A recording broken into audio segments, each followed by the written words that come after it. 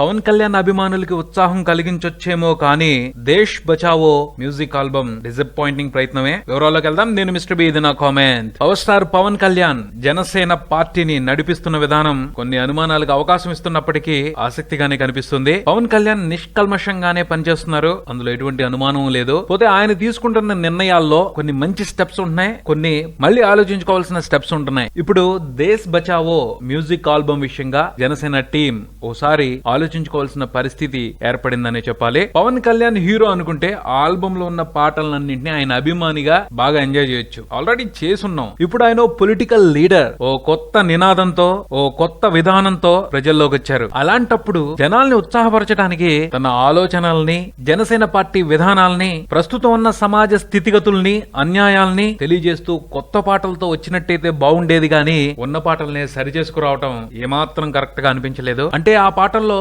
మంచి మాటలు లేవని కాదు, ఇప్పుడున్న పరిస్థితికి, ఇప్పుడున్న సమస్యలకి ఆ పాటలు ఎలా రిలేట్ అవుతాయో సింపుల్ నాలెడ్జ్ ఉన్న వాళ్ళకి ఓ పట్టాన అర్థమయ్యే పరిస్థితి లేదు. అందరూ వచ్చి పవన్ కళ్యాణ్ ట్విట్టర్ పేజ్ లో ఏం రాశారు అని చూసుకోరు, అలా వచ్చి చూసేది కొంతమందే.